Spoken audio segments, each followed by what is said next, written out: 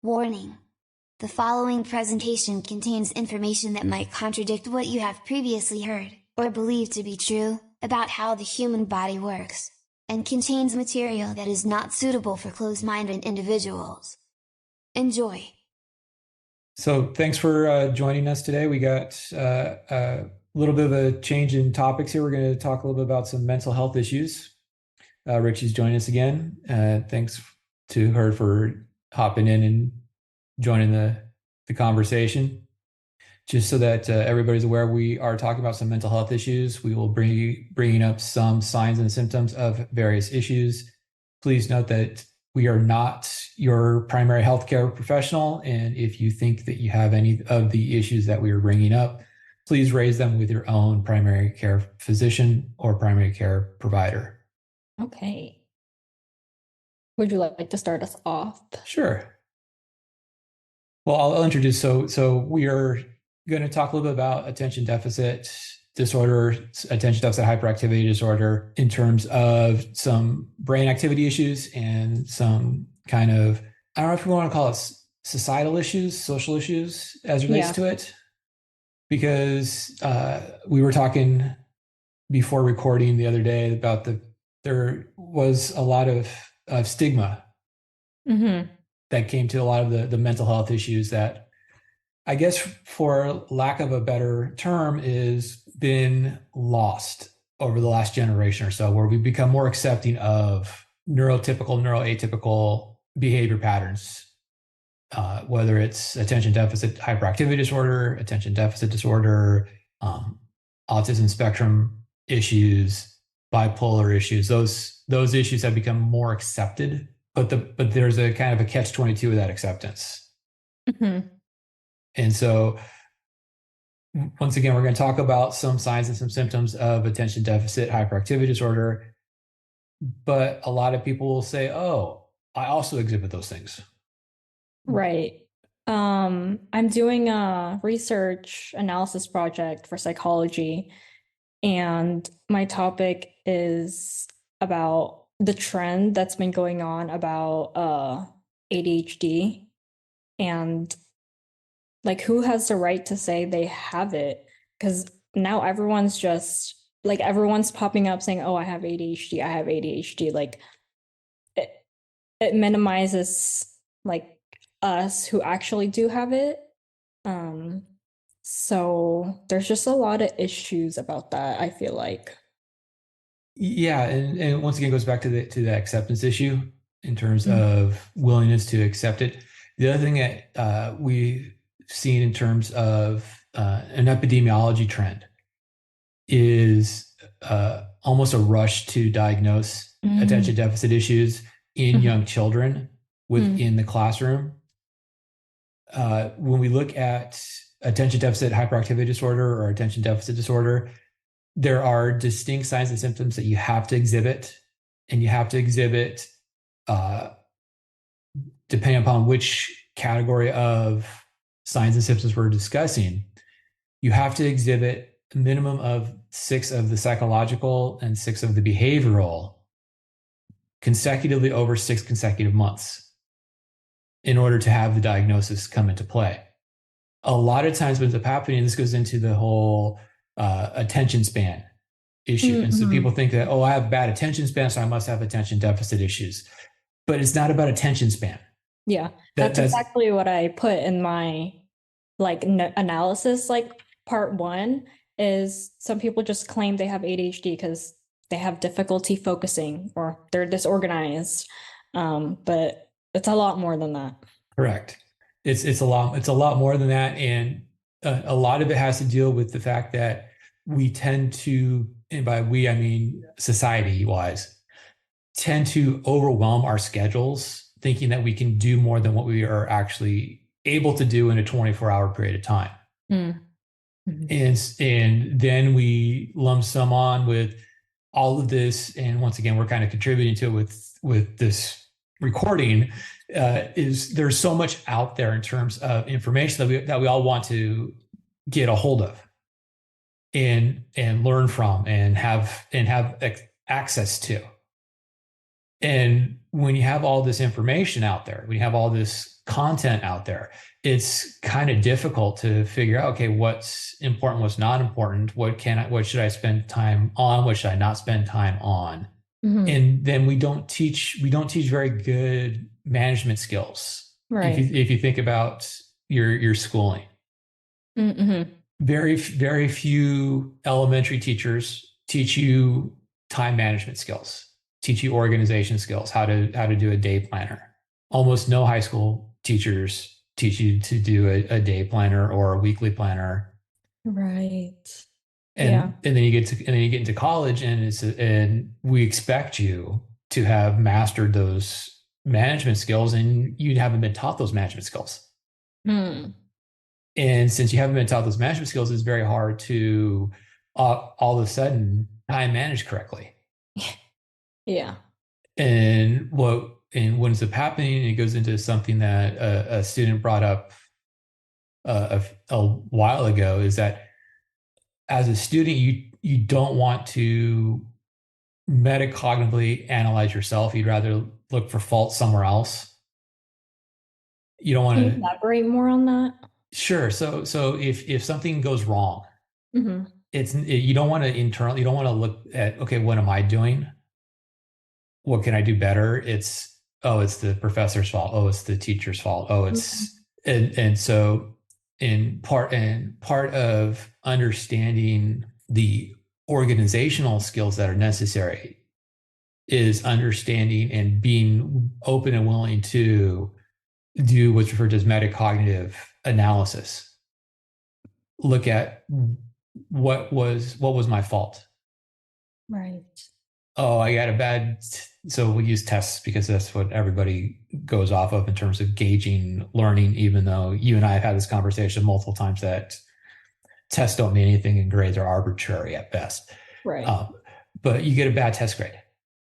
Mm-hmm. And it automatically becomes, the professor didn't tell me what to study. Mm. Or I had 5 different tests all on the same day. Instead of looking, okay, I have these days on the schedule, and I'm going to goal orient my schedule to be ready for X, Y, and Z in terms of the tests. Mm-hmm. And understand, okay, how much time do I have to spend for this? How much time do I spend for that? Which course is really difficult? Which course is not that difficult? Which assignment am I going to have to write, put away for a couple of days, come back, read it again, make edits to what I wrote, because everything we write makes perfect sense the first time we write it. But then you give it to somebody to read and they kind of scratch their head and they give you the confused dog face as to, what are you trying to say? Mm-hmm. And so when you're in school, particularly when you move into the higher levels of education, when you get into college and into professional education, it's about time management skills more than it is about the content, even though everybody kind of harps about the content. You got to, and you've heard this from a number of students. It's like, I got to memorize. And it's just, no, you have to learn. Right. And part of learning is understanding, how do I organize my day, my week, my month, so that I can get what I need to get done, but still have time to do what I need to do. Mm-hmm. And so a lot of times, so like people, it's like, oh, it's like I'm not being attentive. I have poor attention span, or I'm forgetting this, or I'm forgetting that. And I was looking, well, did you write down an organizer? And I get a blank stare. It's just like, well, what do you mean? And it's like, and I pull out, it's like, well, I have alerts coming on my phone. I have alerts upon alerts. I have my whiteboard with stuff for me to do. I have my notepad with my daily to-dos. And it's one of those things that you get taught with organizational skills. Right. Is that you have to-do lists. Yeah, I have one on paper in my room. I have them on all my devices. A bunch, always. Mm-hmm. Yeah. And what ends up happening is that because we try to take on more and more, because we don't like to let people down. we overwhelm ourselves with tasks to do. And because we overwhelm ourselves with tasks to do, we feel like stuff is slipping. And then, and once again, what we don't want to do is we don't want to do the metacognitive analysis and figure out, okay, what did I do wrong? I got to find a scapegoat. And so what's happening is that because attention deficit hyperactivity disorder has become more acceptable, people will just say, oh, I have my ADD. It's my ADD. Oh, right. Right. And it goes back to like, okay, why would people automatically say that it's ADD? And it's because, oh, I'm not being attentive. I have very short attention spans. And the reason why, and it's attention spans is a societal thing. And the reason why attention spans are short is because we have, through the use of publications, particular audio video publications. Right. Like everything is excessively short. Yes. Yeah. And so it's like, I don't know if you remember from your speech class, the elevator pitch, where you have 90 seconds to basically sell something. And so a lot of times, didn't learn about that. Yeah. And so an elevator pitch is basically you're trying to sell something, but you only have a very short amount of time to do it. And so most elevator pitches are, okay, you're riding an elevator. Please sell me what you're going to try to sell me before we get to the next floor type pitch. Yeah. And if you think about a lot of particularly with the fact that we've gone away from a lot of the mass media to more of the internet media, I'm bad with the tech. The TikTok stuff. Thank you. Instagram. I was trying to remember what it was called. The TikToks or the Instagram Reels, and it's something that people have basically kind of pitched me on taking the longer content ones. And you've seen these where I take the long content presentations and I give you a 60-second clip. Yep. Or I give you a 90-second clip. And for some of them, like there's one that I'm in the process of trying to figure out how to actually get it so it's manageable on periodization. Because people will say, oh, I want to do this. I want to have this change. It's just like, okay, well, how are you going to do it? And they have no clip. And within that, it has to deal with, okay, once again, it goes back to organization and planning and figuring out, okay, how am I going to attain what I need to attain? Right. And so we don't have the attention span we used to have. And part of it's because what's happened is that we have truncated, we have shortened. Yes. The expectancy for when do I get my information? And what we don't want is we don't want to have information as information. We want to have information as entertainment. Yeah. Where if I can't get into the pitch, if I can't get into the content that's being sold to me, I tune it out. And once again, it goes back to there's so much out there. Yeah. And it's like everybody's a content maker. If you think about it, because we're all making content. Yep. It's whether or not we have an audience to listen to the content that we're producing. And so when we talk about like attention deficit hyperactivity disorder, and people say, oh, I can't pay attention to anything, or I have like 5 devices going on all at once. Well, that's not an attention deficit issue. That's a you needing to have constant stimulus issue. Yeah. And it could be an attention deficit issue. Yeah. Mainly because of, and it goes into the neuroanatomy and the neurophysiology of attention deficit hyperactivity disorder. One of the neurotransmitters that come into play is the same neurotransmitter that comes into play when we talk about reward response. Yeah, I was just thinking that. Yeah. And so we have dopamine coming into play. Exactly. And so people with attention deficit issues, not all, but some people with attention deficit issues have dopamine outflow or dopamine receptor issues, where within the limbic system, right, the nuclei within the limbic system don't produce enough dopamine, or don't respond to dopamine correctly. And so what they tend to do, and these tend to be our inattentive, hyperactive individuals, where they are going to be our risk takers Mm-hmm. in terms of the attention deficit issues. So they can be a little bit obstinate in terms of the attention deficit. So when we look at attention deficits, it's not just bouncing off the wall, Yeah. hyperactive individual, hyperkinesthetic individual, Mm-hmm. hypermotion individual. These are people with a dopamine issue who are constantly trying to get the reward. And so when we look at reward response with the I have to have I'm always checking my phone for the alerts. I'm always looking Yes. at the who likes and who doesn't like and who's subscribing and who's following and who is. Yeah, we always want that like dopamine hit, like Yep. the next thing onto the next thing. Mhm. Yeah.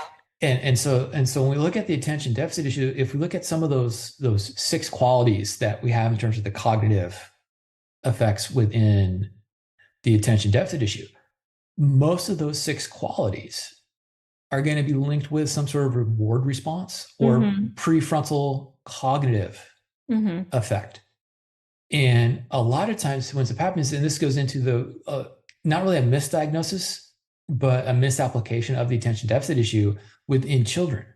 And there's gender differences, and I'm using the social term gender differences here.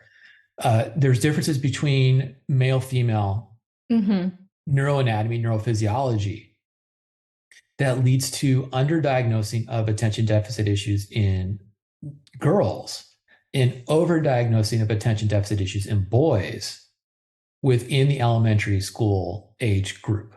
Oh, but in adults. In an adult, research, it's more with women who have it. And it manifests itself quite differently. In between males and in between women and men, we'll use the gender, the social gender terms.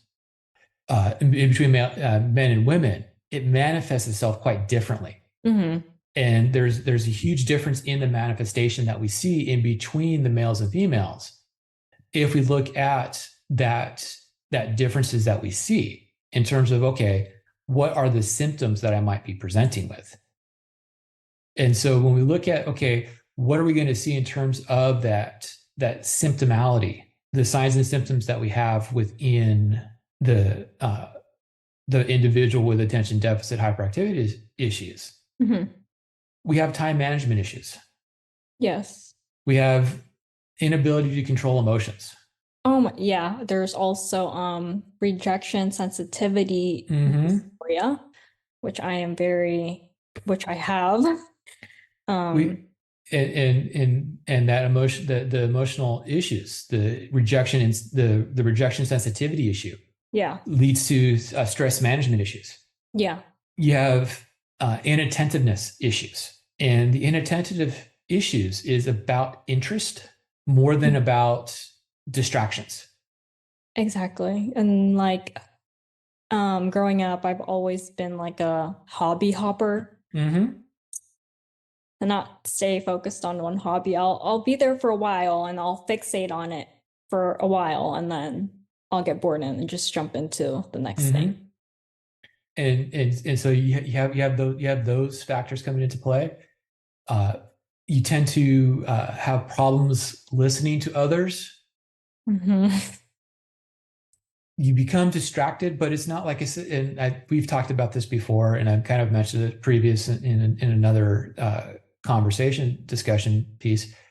You've become easily distracted, and I like to talk about in terms of shiny objects and squirrels. But it's not like, oh, shiny object, oh, shiny object, oh, shiny object.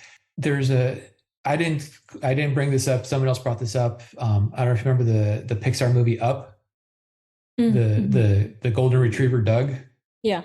That is classic kind of ADD type behavior, where, at least let me phrase it, that's what people think of as classic ADD type behavior, where you forget what you're doing, all of a sudden something piques your interest and you go pay attention to it, and then you come back to it, and you come back. But what happens is that you become distracted, and the distraction leads to fixation. Like you were talking about, like you hobby jump. Yeah. You go from one hobby to another hobby, you go from practicing one musical instrument to practicing another musical instrument, with never actually mastering the musical instrument.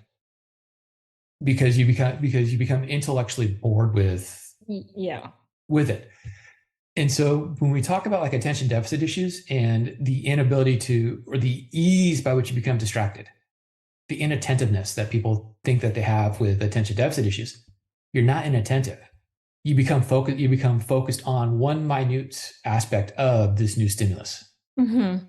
It's just like shiny objects and squirrels. It's like, oh, there's a squirrel. Oh, what kind of squirrel is it? Yeah. Oh, that squirrel's climbing up a tree. What kind of tree is that? Oh, it's a shiny object. What kind of metal is that shiny object? What color is that shiny object? It's not you're bouncing between things. Mm-hmm. It's the fact that you are becoming attentive to something else within the conversation, right, or something else within the stimulus, to the point where you start a task, but it's very hard to finish the task without having somebody there to kind of prod and guide you along in the task that you're trying to master, you're trying to achieve. Yeah. And so a lot of times what's happening is because you have that inattentiveness, that I'm going to focus here, and then I'm going to focus there, and I'm going to hyper focus on that one thing because it drew my attention to it. I became interested in it. People tend to not like to play with you, and people have problems working with you because they think that you don't want to work with them. Where what you're doing is you're I guess fixation is probably the best word here, is you're fixated on a small minute detail that has piqued your interest, as opposed to this big other thing that you're doing that you don't have interest in because it's too big, too complex for you to have the interest in attending to. Yeah. Or working on. I also find myself like when I am super focused on something like doing work, it's so hard for me to jump out of that. Like to just switch my attention as well. Like if I sit here on my computer and, do my work, I won't get up for like 5 hours. And I'm like, oh my God, where did the time go? Yep.